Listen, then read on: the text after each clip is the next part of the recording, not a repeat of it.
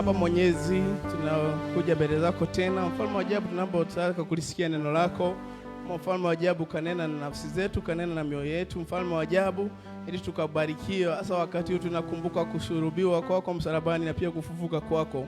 Mfalme wa ajabu, tumie kama chombo ninaponena na wana wako, pia kanena na nafsi zangu, ili mfalme wa ajabu tukatoka mahali hapa zote tumebarikiwa. Na katika jina la Yesu Kristo tumeomba na kuamini.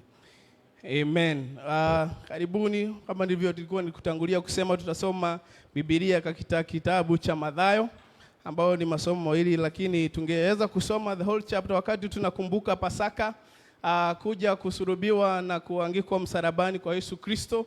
Lakini siku ya leo tutajifunza mambo kadhaa. Kabla kuangikwa kwake on Friday, nataka tulisome neno lake kutoka kitabu cha Mathayo,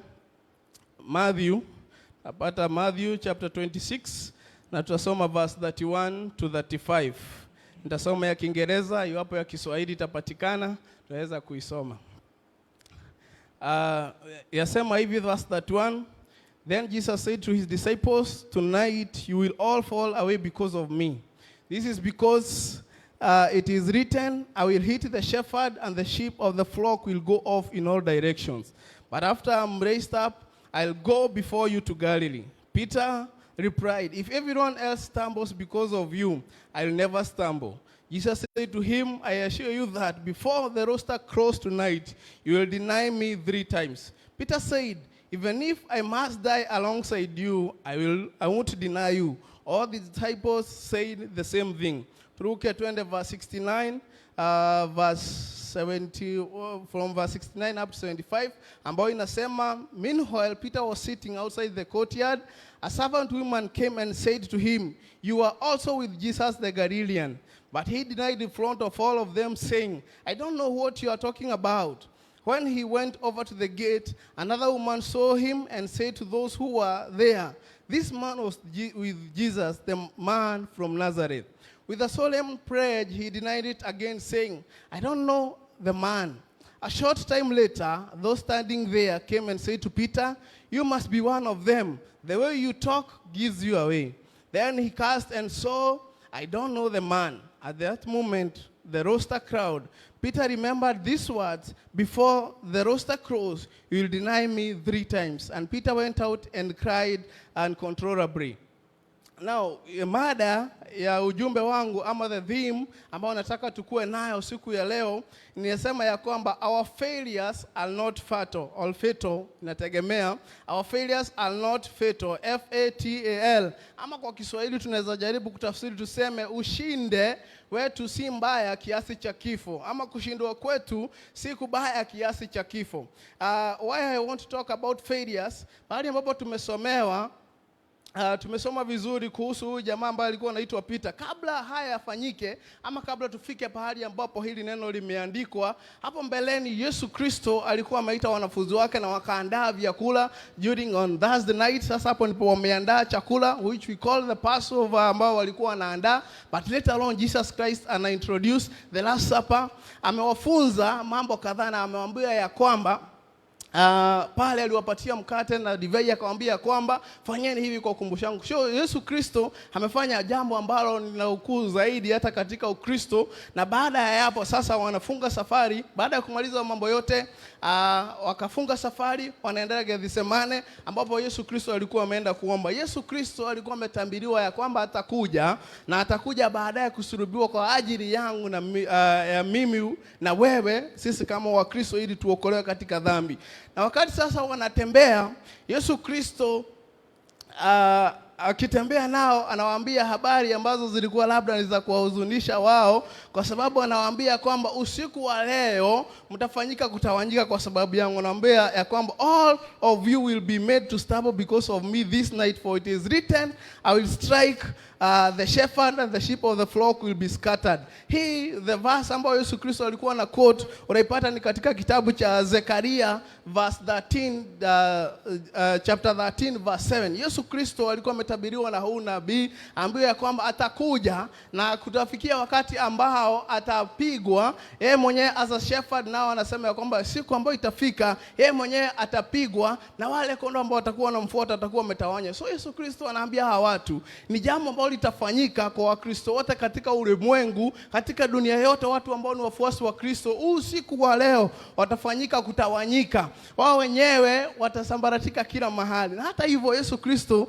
analeta huu ujumbe kwa hawa wanafunzi wake, wale ambao walikuwa ni marafiki wa karibu sana. Nyinyi haswa anawaambia kwamba leo, siku ya leo mtasambaratika kwa sababu yangu. Na nataka tujifunze na jamaa mmoja ambaye alikuwa anaitwa Peter. Nikiongea kuhusu wa failures, sisi wenyewe kuna wakati mwingine tutajipata ya kwamba we fail katika Ukristo wetu, katika kutembea na jinsi Kristo angetaka. Sisi wenyewe tunajipata ya kwamba tumeshindwa, ama we have failed to do according to what Christ ametufunza katika maisha yetu. But all it is not lost. Yesu Kristo amekuja na kuna mambo ambayo tunaweza jifunza kuhusu huyu Peter.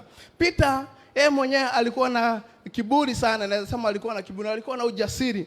Yeye mwenyewe akasimama akasema ya kwamba hapana, hata ikiwa watu wengine watatawanyika, ama watu wengine, even if other people were going to stumble, mimi mwenyewe nimeapa ya kwamba mimi mwenyewe sitakuacha.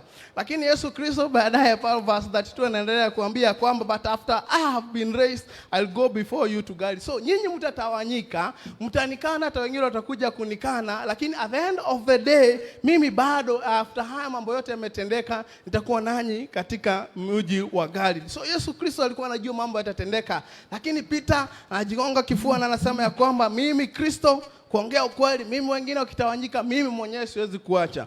Na tukiangalia kuhusu Peter, alikuwa tunaweza sema ni mwanafunzi ambaye alikuwa anampenda Kristo. Kweli kabisa alimpenda Yesu Kristo. Na unapata ya kwamba before hata tufike pale ambapo tumefika, ina Matthew ukisoma hiyo the same tunasoma verse 22 pale 23, Yesu Kristo akiwa anashiriki katika ile chakula ambacho ilikuwa ni chajio, akamwambia ya kwamba one of you is going to betray me. Lakini wote wanakaa wakimuuliza, Lord, is it I? Je, ni mimi ambaye nitakusaliti? Kwa hivyo ndani ya mioyo yao kweli walikuwa wanasema ya kwamba wameapa kweli kabisa kumfuata Yesu Kristo kama jinsi Peter alivyokuwa ameapa. Na Peter ambaye alikuwa anapendwa na Yesu Kristo, Peter ambaye alikuwa ni rafiki wa karibu sana wa Yesu Kristo, na nasema ya kwamba he was one of the favorite disciples. Sababu gani?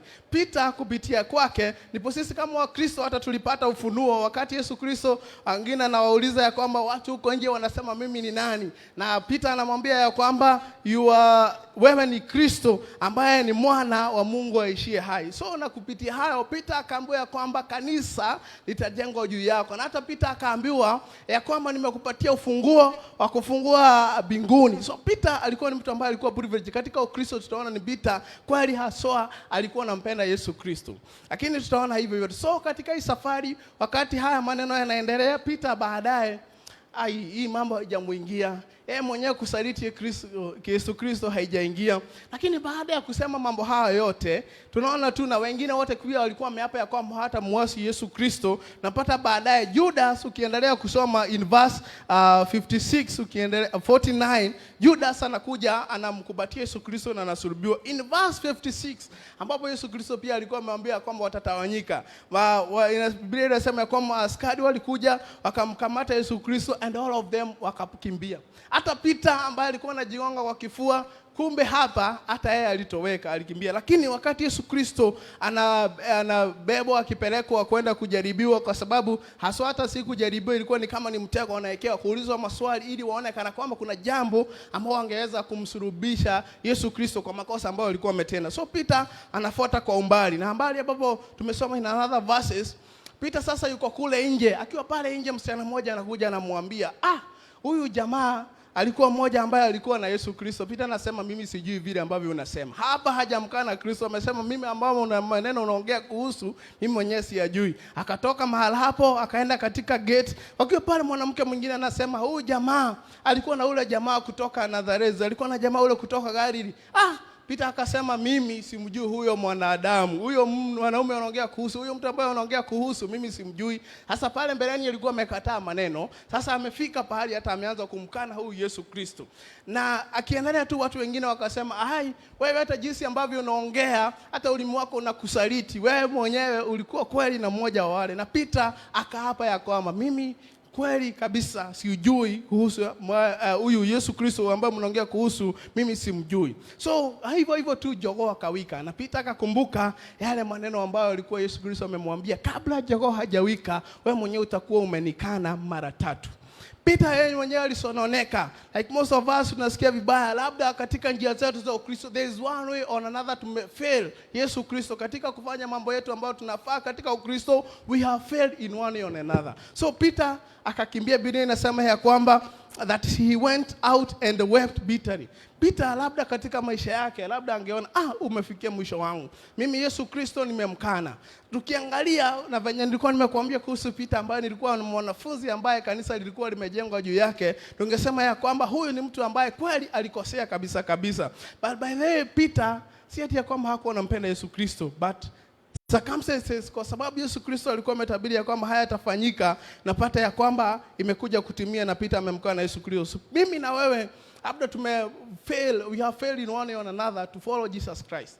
Yesu Kristo ametuita, ametupatia vipawa kadha wa kadha. Kutoka wakati wewe mwenyewe uliokoka kuna huduma ambao umepatiwa, lakini labda katika safari umelala katika ile huduma. Labda katika safari imekuwa ni mazoea. Labda hata wakati uliokoka ungetoa ushuhuda useme Kristo ni Bwana na Mwokozi wa maisha yangu katika njia zako zote, but it reaches to a point ya kwamba unafika ya kwamba saa zingine we fail to follow this Jesus Christ. It's one way of denying Jesus Christ. Lakini wapendwa, nikukumbusha kwamba that all is not lost katika mambo yote. Wengine labda katika huduma kuna mambo ulikuwa unafanya na wokovu vizuri, lakini kuna mambo yalikuvuta nyuma. Wewe mwenyewe umebatizwa, unakiri Yesu Kristo, lakini kuna mambo inakuvuta nyuma. Na kumbuka Yesu Kristo katika kitabu cha Luka 9:62 alikuwa anasema ya kwamba Yesu akawaambia, mtu aliyetia mkono wake kulima kisha akaangalia nyuma hafai kwa ufalme wa Mungu. Ya kwamba mtu yoyote ambaye ameamua kuwa mfuasi wa Yesu Kristo na kuna jambo moja ambalo limemfanya kurudi nyuma, inamaanisha ya kwamba huyu mtu hata hafai katika ufalme wa Mungu. Wakati mwingine tumejipata katika hiyo hali. Mimi na wewe tumemwasi Mungu kwa njia moja ama nyingine, hatujafanya kulingana na mapenzi yake, but all it is not lost. Nataka tujifunze. Labda hii hadithi ya Peter venye alikuwa amefail, naona kama ni hadithi ambayo si ya kuwekwa katika Biblia na si ya kuiongelelea, but I want to learn only 4 things ambazo nataka tujifunze kupitia hii hadithi, na so that all of us tujue kwamba Kristo bado anatupenda, Kristo bado anatujali. And point number 1 ambayo nataka kupitisha ni ya kwamba we cannot trust our own hearts before the Lord. Sisi wenyewe hatuweza kutumainia mioyo yetu mbele ya Mwenyezi Mungu. Sisi tunaweza jigonga kifua kama hivyo nilikuambia in verse 21 and verse 2. Wakati anaambia kwamba watamsaliti Yesu Kristo, Yesu anaambia kwamba kuna mmoja wao atanibetray. Ndani walikuwa wanasema, Lord, ni mimi ambaye nitakuja kukusaliti. Yesu, je, ni mimi? Ndani ya mioyo yao kijiangalia walikuwa naona kweli mimi siwezi kumsaliti Yesu Kristo. Lakini what happens a few minutes ambazo zinakuja, Judas anamsaliti Yesu Kristo na wengine wote wanamtoroka, wanamkimbia. So we cannot trust our own hearts. Wewe mwenyewe huwezi jigonga kiburi ama ujigonga kifua ukisema ya kwamba mimi I know I'm very strong, I cannot fail. Just know ya kwamba your heart ama mioyo yetu huwa inakuwa ni chukizo katika Mwenyezi Mungu, na sisi wenyewe hatuwezi jigonga kwa kifua tuseme ya kwamba sisi ni watu ambao wanafanya mambo ambayo yote ni ambayo Yesu Kristo yanampendeza. Ukisoma Jeremiah chapter 17 verse 9 huwa inasema ya kwamba moyo huwa mdanganyifu kuliko vitu vyote, una ugonjwa wa kufisha, nani awezaye kuujua? Ya kwamba moyo huo ni mdanganyifu. Wewe mwenyewe nafsi yako unafikiria kwamba katika moyo wako unafanya jinsi Kristo ambavyo anataka katika maisha yetu. So there is no one time tunaweza jificha na kiburi ya mioyo yetu ama katika our hearts tuseme ya kwamba kweli mimi nimesimama kwa kweli. Pia 1 Corinthians chapter 10 verse 12 Paulo anaandikia watu anasema, kwa hivyo anayejidhania kuwa amesimama na angalia asianguke. Ukijifikiria wewe mwenyewe umesimama, all of us we are prone to fall. Sisi ni binadamu katika ulimwengu, we are prone to fall in one way or another. Peter anajigonga kifua hata wengine wakianguka, mimi mwenyewe hata afadhali nikufe naye. But what happens? Pia yenyewe anamtoroka. We are not exemption, hata sisi tunaweza jipata katika hilo jambo. Point number 2.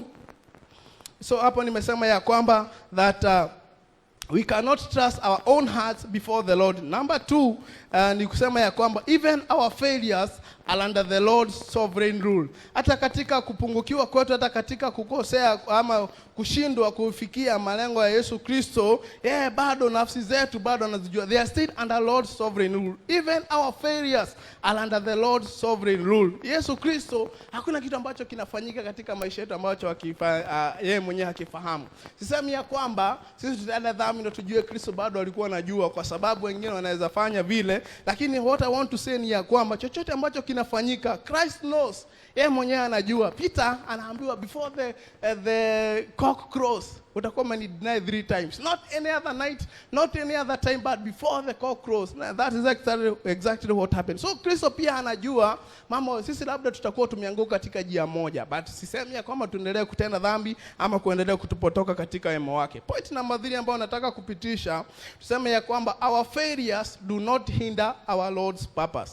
Hata kama tumepungukiwa, hata kama tumeasi Mungu kwa njia moja ama nyingine, bado chochote ambacho Mwenyezi Mungu alikuwa amekusudia kitatendeka katika ulimwengu, ama his purposes katika ulimwengu, bado kitakuja kutimia. Yeye mwenyewe Yesu Kristo anawaambia hao wanafunzi, ukirudi tena verse 31, ya kwamba usiku wa leo mtatawanyika, ya kwamba nyinyi wote mtakuwa mmenitoroka. Lakini hapo hivyo anawaambia at the end of it all, verse 32, anawaambia kwamba lakini wakati mambo hayo yote yataisha, wakati nitafufuka, nitawatangulia kule Galili. So alikuwa anajua hawa watu watanitoroka, Peter atakuwa ameniasi, kutakuwa na mwingine pia atakuwa amenisaliti hapa na kuniuza kwa wale wengine, but at the end of the day mimi mwenyewe bado ninawapenda na bado nitawatangulia katika Galili. Bwana Yesu asifiwe. So Lord, hata kama tuna fail, hata kama sisi wenyewe tuko na upungufu wetu, bado madhumuni yake katika maisha ya binadamu yatakuja kutimia. And that is exactly what happened wakati mambo inaendelea. Lakini sisemi hivyo, na ninaendelea kukumbusha kwamba sisemi watu kwamba waendelee kutenda dhambi, kwa sababu madhumuni ya Mungu bado yatakuja kutimia. Actually, Paulo katika Romans chapter 3 verse 8 kuna mambo kadhaa alikuwa anasema, iwapo kuna watu ambao wanapenda kutenda dhambi kwa sababu wanajua baadaye kuna neema ambayo itakuja, anasema ya kwamba kuhukumiwa kwao kuna haki. So kuna kuhukumiwa kwa wale watu ambao wanatenda dhambi wakijua ya sana, wakiwa wanajificha, wakijua ya kwamba neema ya Mungu bado itakuwa pamoja. Naongea kuhusu Wakristo ambao tunaamua ya kwamba sisi tutafuata Yesu Kristo na mienendo yetu yote, lakini in one or the other tunajipata that we are failing day in and out, lakini his purpose still remains. And verse number 4, which is my last point, nataka kusema the Lord can use even those of us who have failed him. Yesu Kristo bado anaweza tumia hata sisi ambao tumekosa kutimiza yale ambayo anatutaka katika maisha yetu. Bwana Yesu asifiwe. So all it is not lost. Labda wewe mwenyewe umekuwa tu umejificha, labda kama Peter yeye mwenyewe, sijui Biblia haisemi alienda wapi, lakini nasema ya kwamba alitoroka akiwa anasononeka. Imetimia ya kwamba amemkana Yesu Kristo mara 3. Labda hata wewe pale ukiwa popote penye unafanya katika biashara zako, labda kuna pahali pale kazini ulikuwa unahitajika kusimama na Yesu Kristo, lakini wewe mwenyewe ukanyamaza na haukusema ambavyo ilikuwa inahitajika, ama hukusimama na ukweli. Yes, we have failed. Hata katika huduma tumefail, but the Lord is still interested in us. Yesu Kristo anaweza tutumia katika mambo yote ambayo anataka itimize katika maisha yetu. Nikienda kwa haraka, Peter, ama ukiendelea kusoma katika Biblia, how I want to say this, Peter ambaye aliasi Kristo kwa mambo mengi sana. Ukienda usome in your Bible, usome Mark chapter 16 verse 7, ya kwamba wakati Yesu Kristo anafufuka, kitu ya kwanza anafanya, wale ambao walitokezewa ni wanawake pale, walitokezewa na malaika ambao walipata, aliwaambiwa, but go tell his disciples and Peter that he is going before you into Galilee, there you will see him as he said to you. Ya kwamba nendeni mkafikishie wanafunzi wangu hii habari, kwanza haswa Peter. Maana Yesu Kristo bado alikuwa anajali Peter. Peter alimuasi na alifanya mambo kadhaa na yeye mwenyewe akajichukiza, lakini hii habari ambayo Yesu Kristo alikuwa amesema kwamba nitakuwa nanyi Galili, hii habari muipelekea wanafunzi wangu, na haswa hata Peter mwenyewe alikuwa amepata hii habari. Maana Yesu asifiwe. So Christ bado ako interested na Peter. Hata kama Peter alimuasi na akafanya mambo kadhaa na pale, like we fail some of the time, Christ bado anasema ya kwamba he still interested in us. Hata ukiendelea kusoma Ukisoma 1 Corinthians chapter 15 verse 5 utapata ya kwamba Yesu Kristo yeye mwenyewe alitokea jamaa ambaye alikuwa anaitwa Cephas. Cephas ni Peter.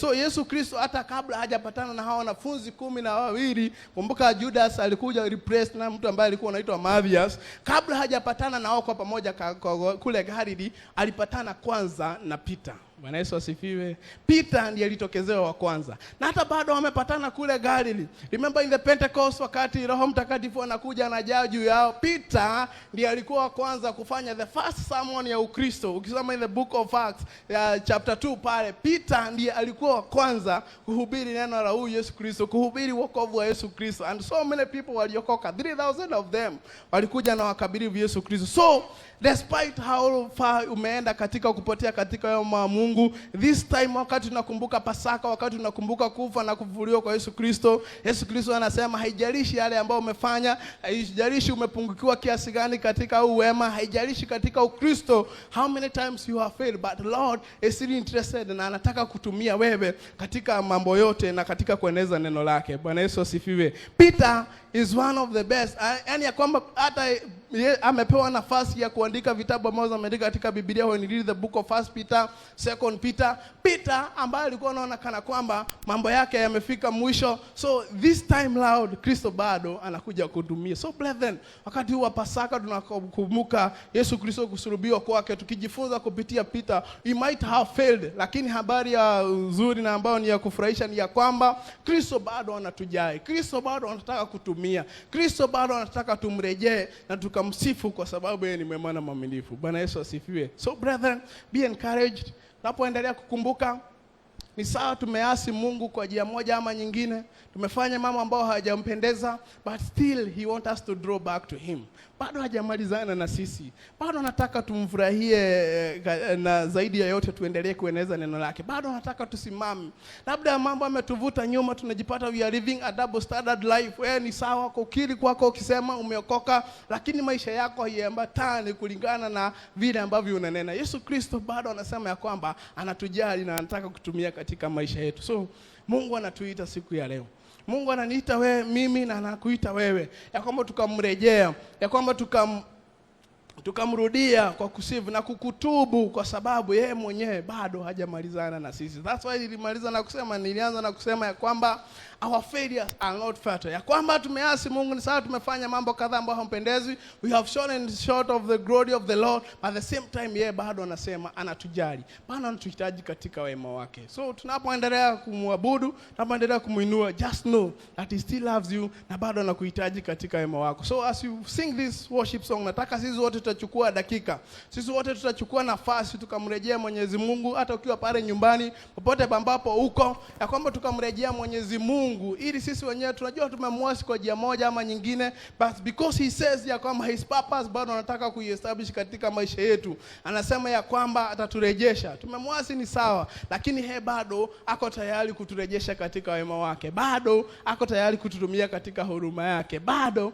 ako tayari kutuinua kwa sababu wewe ni mwema na mwaminifu. So I just want you to take one moment, ya kwamba tutachukua dakika 2, wewe ukamrudia. Wewe angalia katika maisha yako, sijui umemwasi Mwenyezi Mungu kwa njia ipi, sijui umefanya mambo gani ambayo imekuwa ni chukizo kwake, sijui umefanya mambo gani ambayo hujasimama na ukweli. How many times have you denied Jesus Christ? How many times have you failed Jesus Christ? It is still time for you to go back to God. Yeye bado anatupenda. Hivyo kwa kuwa bado una wewe mwenyewe hujafahamu Yesu Kristo, bado anakuhitaji. He still want to use us. Katika even our weaknesses, Mungu anatufanya tukue perfect. You don't have to have your vikuu ama ukue na cheo ambazo zinaheshimika sana. Si lazima tukue na mambo ambayo masomo makubwa. Yesu Kristo anakuambia jinsi ilivyo bora wewe mwenyewe ukamwegemea na kumuhifadhi katika moyo wako. Yesu Kristo anakutaka sisi wenyewe tukamrudie. He still want to use us hata katika huduma yake. Bwana Yesu asifiwe sana. Tumeanguka miguuni pako kukuabudu Mwokozi Yesu, kando na wewe hakuna mwingine, wewe peke yako una unastahili. Tumeanguka miguuni pako, tukuabudu Mwokozi Yesu. Kando na wewe hakuna mwingine, peke yako unastahili. Nenda mbele za Mwenyezi Mungu, uanguke mbele zake ukamwambia, mfalme wa ajabu, nimekuja mbele zako, najua nimekuasi kwa njia moja ama nyingine, mfalme wa ajabu, lakini wewe bado mfalme wa ajabu unaishi, na wewe ni mkuu katika maisha yetu. Mfalme wa ajabu, ulikuja ukasulubiwa msalabani ili ukaniokoa, mfalme wa ajabu, ili katika unyonge wangu, mfalme wa ajabu, ukaniinua na nikakubalika kwako. Nena mbele za Mungu, talk to God. Usijue mwasi kwa jenyibi, ambaye Mungu akusamehe kwa sababu yeye ni mwema na mwaminifu katika mambo yote. Hata tunaposema Bwana Mungu nifinyange, ili mfalme wa ajabu nifanye jinsi ambavyo ulinipenda, ama unifanye jinsi upendavyo Mwenyezi Mungu. Mwambie Mwenyezi Mungu, naomba unitakase. Lord, I thank you kwa sababu ni mwaminifu. Mungu wa ajabu, najua nimekuwa kwa njia moja, sijatembea kulingana na maagizo yako, sijafanya kulingana na mapenzi yako Mwenyezi Mungu. But Father Lord, I pray in your grace, King of glory, ambao ni katika maisha yetu, mfalme wa ajabu, ya kwamba ukanitakasa, ili mfalme wa ajabu nikakubarika machoni pako, mfalme wa ajabu, ili kusudio lako katika maisha yangu, mfalme wa ajabu, likakuja kutimia, sababu wewe ni mwema na mwaminifu. Umetukuka, umeabudiwa, na hakuna Mungu aliye kama wewe. Bwana Mungu, tumekuja mbele zako, unifanye kuwa kama upendavyo, maana wewe ni muweza yote.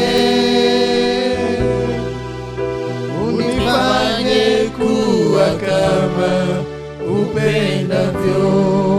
Bwana Mungu, nimekuja mbele zako, unifanye kuwa kama upendavyo. Mwenyezi Mungu akakufinyanga, akakusafi, hivyo mfalme wa ajabu, yeye anaweza mambo yote, anaweza kukusafisha ukuwe ukawa ambaye anakubalika kwa uwe jinsi ambavyo unataka. Wakati wa Pasaka, wakati katika mambo mazito, anataka bado tumrejee, sababu ni mwaminifu. Bado anataka tukabarikiwa. Tell him to nifanye kuwa kama upendavyo.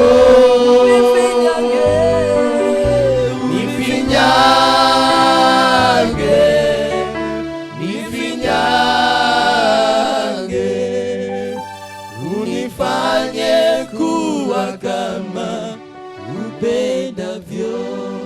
Baba Mwenyezi Mungu, tunakutukuza sababu wewe ni mwaminifu. Asante kwa sababu ya ukuu wako, mfalme wa ajabu. Asante kwa sababu wewe Kristo ulikuja ukasulubiwa msalabani ili sisi wenyewe tukakupata kuokolewa, mfalme wa ajabu. Asante kwa sababu ya Roho yako Mtakatifu ambaye ulituachia, mfalme wa ajabu, wa kutuongoza kwa njia ambazo ni za haki, mfalme wa neema. Lakini katika kutembea kwetu, mfalme wa ajabu, tumejipata tukikuasi kwa njia moja ama nyingine, mfalme wa ajabu.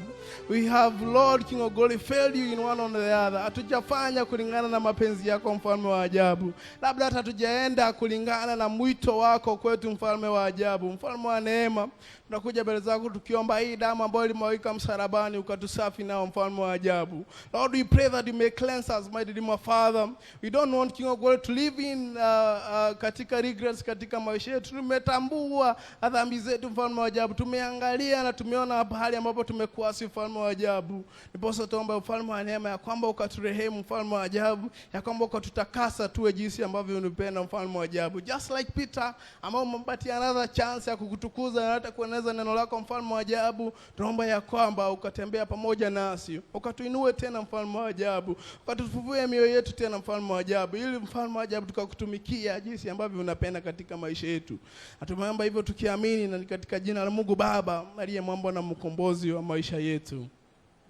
So Bwana Yesu, Mungu awabariki sana katika hii shughuli yote. Wakati tunapoendelea na Pasaka, tukumbuke ya kwamba bado hata kama tumeanguka kama we have failed in one or another, bado Kristo anatupenda na bado anataka kututumia katika huduma yake sasa na hata milele. Mungu awabariki sana hata tunapoendelea kusifu na hata tunapoendelea kukuwa na ibada zingine. On Friday tutakuwa mahala hapa saa 4 na tutakuwa na ibada nyingine. So all of us you are welcome, ili tunapoendelea kukumbuka kusurubiwa na kuangikwa kwa Yesu Kristo pale msalabani.